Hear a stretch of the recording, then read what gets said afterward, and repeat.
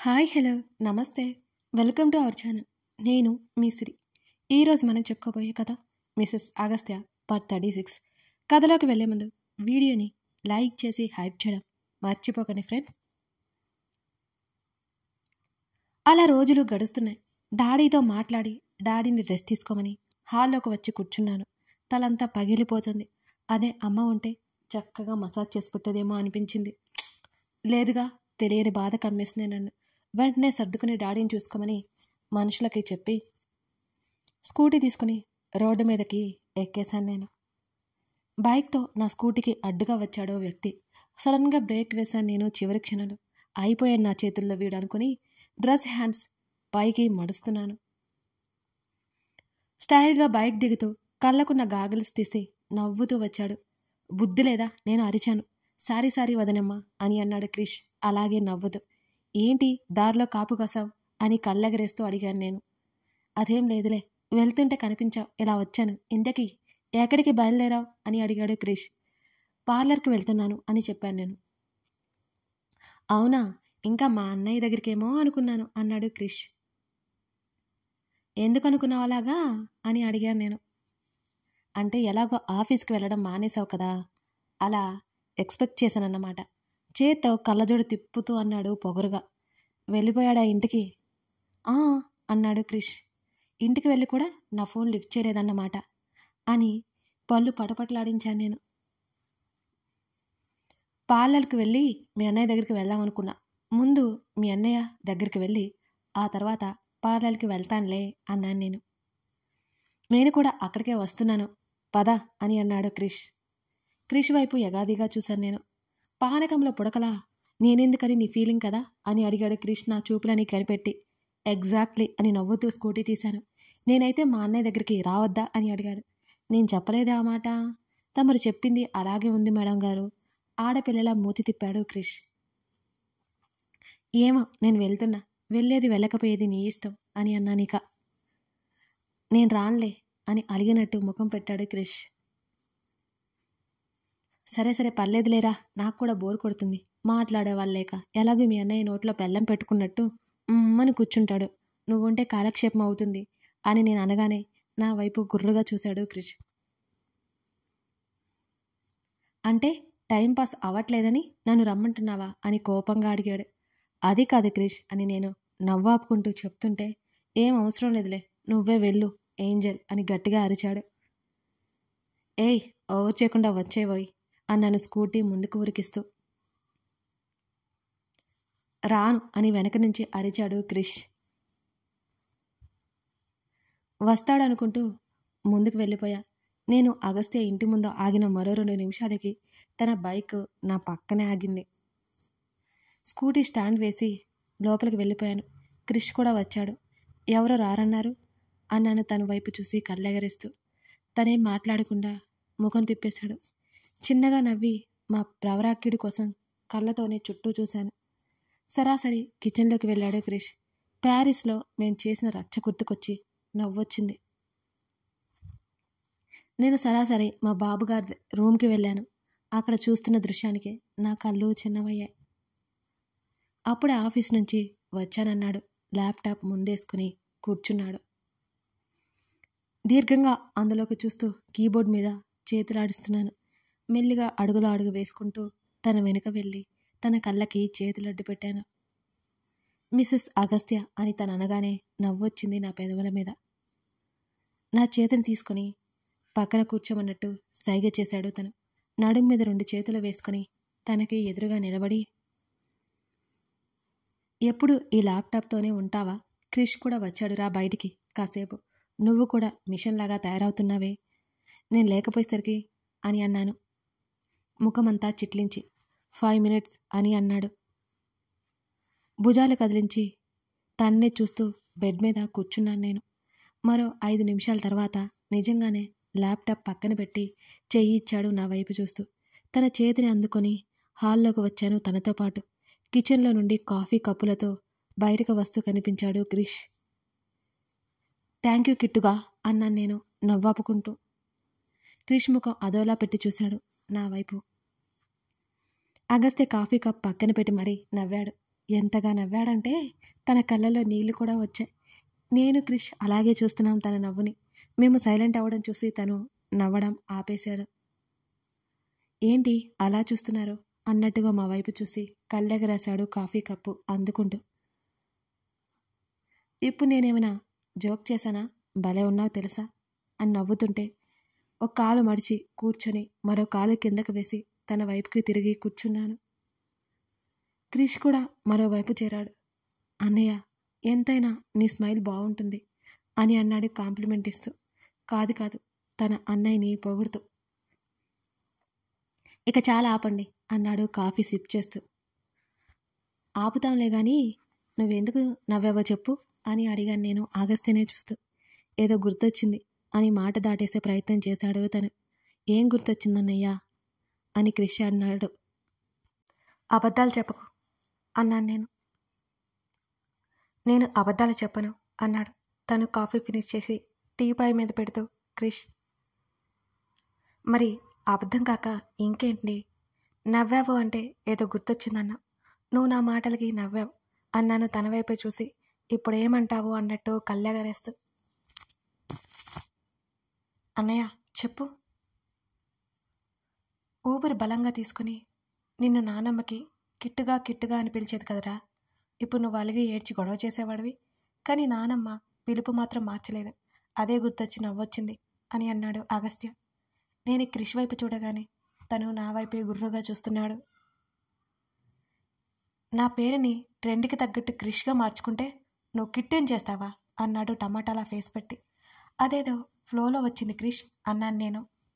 అసలు నమ్మను. నీ గురించి నాకు తెలీదా? కావాలని నన్ను ఆట పట్టించావు అని క్రిష్ ముఖం మాడిపోతుంటే అన్నాడు. అంత సీన్ లేదులే నీకు. నేను వచ్చిన పని మర్చిపోతున్నాను. కాసేపు అలా సైలెంట్గా ఉండు అని అక్కడి నుంచి అగస్త్య గదిలోకి వెళ్ళి హెయిర్ ఆయిల్ కోసం వెతికితే ఎక్కడా కనిపించలేదో నాకు. నేను ఆ విషయమే తనని అడగ్గా లేదన్నట్టు తల ఊపాడు అగస్త్య అడ్డంగా. హెయిర్ మసాజ్ ఆయిల్ ఏమైనా ఉందా అని అడిగాను. ఉందన్నట్టు తల ఊపి బెడ్రూమ్ వైపు చేయి చూపించాడు. పోయి అది తీసుకొచ్చుకొని తన చేతిలో పెట్టాను నేను. నేనేం చేస్తున్నానో అర్థం కాక ఇద్దరు నన్ను అయోమయంగా చూస్తున్నారు. తన ముందు కింద కూర్చుని నాకు బాగా తలనొప్పి వస్తుంది, మసాజ్ చేయి అని చెప్పి స్ట్రైట్గా కూర్చున్నాను నేను. ఇంకా మా అన్నయ్యకి హెడ్ మసాజ్ చేస్తున్నావేమో అనుకున్నా. కలికాలం అని నోరు తెరుచుకుని మమ్మల్నే చూస్తున్నాడు క్రిష్. అంతలేదమ్మా, అసలే మా అమ్మ గుర్తొచ్చింది. ఇప్పుడు నా కన్నీరు వేస్ట్ అవ్వకుండా ఉండాలంటే మీ అన్నయ్య చేయక తప్పదు. క్రిష్ వైపు ఒకసారి చూసి తల తిప్పి అగస్త్య వైపు చూశాను. నాకు ఇలాంటివి రావు అన్నాడు అగస్త్య. క్రిష్, యూట్యూబ్లో వీడియో చూపించు మీ అన్నయ్యకి అని ఆర్డర్ వేశాను. ఉఫ్, తప్పదా అన్నాడు అగస్త్య. భుజాలు కదిలించి పెదవి విరిచాను తప్పదు అన్నట్టుగా. అందుకే బయట మబ్బులు కొమ్మాయి, వర్షం వచ్చే సూచనలు కనిపిస్తున్నాయి అని అంటున్న క్రిష్ మాటలకి నేను కొట్టేలా చూశాను తన వైపు. తనేం తక్కువనే ఫీల్ లేకుండా జుట్టులో ఆయిల్ పోసి అలా అలా అంటుంటే స్వర్గంలో తేలినట్టుంది నాకు ఆ మసాజ్కి. నీకు మసాజ్ చేయడం రాకుండానే ఎంత చక్కగా చేస్తున్నావో అన్నాను కళ్ళు మూసుకొని గాల్లో తేలిపోతూ. మరి నాకు అని అన్నాడు క్రిష్. అబ్బా క్రిష్, నువ్వు నాకు సవతిలా తయారయ్యావు. ముందు నాకు చేయనివ్వు, ఆ తర్వాత నీ బొచ్చుకు చేస్తాడులే అన్నాను అలాగే కళ్ళు మూసుకొని ఉండిపోయి. తన మోకాల మీద తలవాల్చేసి అలాగే కళ్ళు మూసుకొని కూర్చున్నాను నేను. ఎంత హాయిగా అనిపించిందో ఆ క్షణం నాకు. ఎంతైనా మా ప్రవరాకిడి చేతిలో ఏదో మాయ ఉందని నాకు అర్థమైంది. చక్కగా నిద్ర వచ్చేసింది నాకు తను అలా చేస్తుంటే. వదినమ్మా, ఇక లేవండి అన్నాడు క్రిష్ నా చేతి మీద తడుతూ. అరే క్రిష్, మీ అన్నయ్యకి లేని బాధ నీకేంటయ్యా? నీకు హెడ్ మసాజ్ చేయాలి అంతే కదా, ఇలా రా నా ముందుకు వచ్చి కూర్చో అని నేను అనడం ఆలస్యం. పాక్కుంటూ వచ్చి కూర్చున్నాడు క్రిష్. నా చేతులకు పని చెప్పాను. క్రిష్ అరుస్తున్నాడు నొప్పితో నేను కొట్టే కొట్టుడికి. నా తల మీద ఒక్కటిచ్చాడు అగస్త్య. పాపమే మెల్లిగా అన్నాడు తను. వేనా ఆశ్చర్యంగా అనుకుంటూ తన నుండి చూపులు తిప్పుకొని క్రిష్కి నిద్ర వచ్చేలా మర్దన చేశాను నేను. అబ్బబ్బా, నిన్ను ఊరికే కాదు ఏంజిల్ అనేది అని అన్నాడు క్రిష్ తెగ పొగిడేస్తూ. నన్ను మునగ చెట్టు ఎక్కించింది చాలే కానీ ఇకలే అన్నాను నేను వెంటనే. ఇష్టం లేనట్టు ముఖం పెట్టి, అన్నయ్య నేను ఇంటికి వెళ్ళిపోతున్నాను. ఇంటికి వెళ్ళి ఫ్రెష్ అయ్యి నిద్రపోవాలి అని అన్నాడు క్రిష్. నాకు అర్థమైంది క్రిష్ మా ఇద్దరికి ప్రైవసీ ఇవ్వాలి అనుకుంటున్నాడని. స్లోగా వెళ్ళు అని అన్నాడు అగస్త్య. క్రిష్ వెళ్ళిపోయాడు అక్కడి నుంచి. నీకొద్దా? తల వెనక్కి వాల్చి అగస్త్య వైపు చూస్తూ అడిగాను. నా నుదురి మీద వేళ్లతో అలా అలా తను రాస్తూ ఉంటే స్వర్గం గేట్ వరకు వెళ్ళొచ్చాను నేను. అంటే నమ్మండి. మన పెళ్ళయ్యాక వారానికి ఒక్కసారైనా నాకు హెడ్ మసాజ్ చేస్తావా? కళ్ళు మూసుకొని అడిగాను నేను. ఈ లోకంలో విచిత్రమైన కోరికలన్నీ నీకే ఉంటాయి. ఎక్స్ప్రెషన్ లెస్ ముఖంతో అన్నాడు అగస్త్య. ఏమో, అయినా ఇందులో తప్పేముంది చెప్పు అని అడిగాను. లేదులే, ఇక చాలా, నా బాడీ అంతా ఆయిల్ పూసేశావు అని అన్నాడు తను. ఏయ్, నీకు కూడా నేను చేస్తాను ప్లీజ్ అని అడిగాను. No thanks. Please please please కాదనుకో. నీ అంత బాగా కాకపోయినా ఏదో ఒక మాదిరిగా చేస్తాను సరేనా? అలాగే కళ్ళు తెరిచి వెనక్కి వాలి తన కళ్ళల్లోకి చూశాను. భుజాలు కదిలించాడు సరే అన్నట్టుగా. మరి కింద కూర్చోవా నువ్వు అని అడిగాను. నువ్వే లేచి నిలబడు అన్నాడు అగస్త్య. శాడిస్ట్ అని లోపల తిట్టుకుని సోఫా వెనక్కి వెళ్ళాను నేను. పైకి అంటే పాతేస్తాడు కదా మరి, అందుకే లోపల అనుకోవడమే. నిజానికి తన అమ్మగారి గురించి తెలియగానే తల్లి ప్రేమని ఎంతగా మిస్ అవుతున్నాడో నాకు తెలుసు. నేను అంతే కదా, మా మమ్మీని చాలా మిస్ అవుతున్నాను. తనలో అమ్మను వెతుక్కుంటున్నాను. నేను తనకు అమ్మను కూడా అవ్వలేనా ఏంటి? నాకు నచ్చిన రీతిలో తన మాడు పగలగొట్టే ప్రోగ్రాం పెట్టాను నేను. ఏమాత్రం ఎక్స్ప్రెషన్ రాలేదు తన నుంచి. మొండిగటం కదా ఎంతైనా. నాకే ఓపిక నశించి కాసేపట్లో తన పక్కన వాలిపోయాను. చెప్పడం మర్చిపోయాను, బామ్మతో మాట్లాడడం తెలుసా అని అన్నాను. నాకు చెప్పకుండా నానమ్మ రాదు అన్నాడు అగస్త్య. అబ్బో అని మూతి తిప్పి, నీకు హెడ్ మసాజ్ చేసి అలసిపోయాను, నాకు తాగడానికి ఏమైనా కావాలి అని తన భుజం మీద వాలిపోయి ఆయిల్ అంటించే పనిలో పడిపోయాను నేను. జ్యూస్ అన్నాడు నా చేతి మీద తట్టి. ఓకే. ఫ్రిడ్జ్ నుంచి తెచ్చి ఇచ్చాడు తను. నీకు భయం వేయట్లేదా అని సగం తాగేసి అడిగాను. ఎందుకు అని అయోమయంగా చూశాడు నా వంక. ఎందుకు అంటావేంటి? ఈ లంకంత కొంప కాకపోయినా ఈ మినీ లంకంత కొంపలో నువ్వొక్కడివి ఎలా ఉంటావు చెప్పు అని తన గడ్డం పట్టుకుని బ్రతిమాలతో తన ముఖానికి కూడా ఆయిల్ రాసేశాను నేను. నాకు అలాంటి భయాలు ఏమీ లేవు, నువ్వు ఎక్కువ కంగారు పడుకో అని నా చేతిని తీసేశాడు అగస్త్య. అది కాదు బాబు, మన పెళ్ళాక మనం ఇద్దరమే ఉండాలి కదా ఇంట్లో. అయితే ఉండలేవా? తన గొంతు ఎందుకో సీరియస్గా వచ్చింది. ఇదిగో అంత కోపం ఎందుకు నీకు? నేను మామూలుగానే కదా అడిగాను అన్నాను తన చూపుకి బెదిరిపోతూ. సరే ఏంటో చెప్పు నీ గోల, మొత్తానికి ఏదో చెప్పాలనే కదా అనుకుంటున్నావు అని అన్నాడు అగస్త్య. నేను ఏదో చెప్పాలి అని అనుకుంటున్నానని నా ముఖంలో ఏమైనా కనబడుతుందా ఏంటి? ఎన్ని తెలుసుకున్నవాడివి, నా బ్రెయిన్లో కొన్ని ఉన్నాయిగా, అవి కూడా తెలుసుకో అన్నాను చిరుకోపం ప్రదర్శిస్తూ.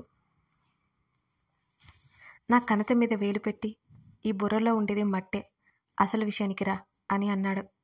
మీ ఇల్లు ఉంది కదా, అదే మీ మ్యాన్షన్లో ఎందుకు ఉండకూడదు మనం అని అడిగాను ధైర్యం చేసి. అలా అడగగానే నా వైపు అనుమానంగా చూశాడు అగస్త్య. ఓయ్, ఏంటలా చూస్తున్నావు? తమరికి జ్ఞానోదయం ఎక్కడైందా అని చూస్తున్నా వెటకారంగా అన్నాడు అగస్త్య. అంత వెటకారం అక్కర్లేదులే అని మూతి తిప్పాను. లేకపోతే ఆ రోజు ఎన్ని కోతలు కోసావు? నేను తప్ప ఎవరు వద్దు, ఆఖరికి క్రిష్తో కూడా సరిగ్గా మాట్లాడలేదు, వాడు చెప్పట్లేదు కానీ నువ్వు అవాయిడ్ చేసావని హట్టయిపోయాడు అని అన్నాడు అగస్త్య. యాక్చువల్లీ చిన్నప్పటి నుంచి ఉండేది పెద్ద ఫ్యామిలీ ఉన్న అతన్ని పెళ్లి చేసుకోవాలని నా కోరిక, అందుకే అన్నాను నేను. అప్పటికే తన చూపులు చూసి అక్కడితో ఆపేశాను నేను. అందుకే ఇప్పుడు నా ఫ్యామిలీ లేదని నీకు బాధగా ఉందా అని అడిగాడు సూటిగా చూస్తూ. తన కోపం వస్తుందని నాకు అర్థమయ్యి ఇప్పుడు ఇలా మాటకు మాట పెరిగితే ఇద్దరం బాధపడాల్సి వస్తుందని నేను మౌనంగా ఉండిపోయాను. శ్రీదా, నిన్నే మాట్లాడు, సీరియస్గా ఉన్నప్పుడు మాత్రమే అలా పేరు పెట్టి పిలుస్తాడు తను. నా ఉద్దేశం అది కాదు అని నేను అంటుంటే, చూడు శ్రీదా, నాకు నేను తప్ప ఎవరూ లేరు, ఇప్పటి నుంచి నువ్వు ఉంటావని అనుకుంటున్నాను. అని విసురుగా లేచి వెళ్ళిపోయాడు. బాధ అనిపించింది. తన గురించి నాకు తెలియదు కదా, సరిగ్గా చెప్పొచ్చు కదా.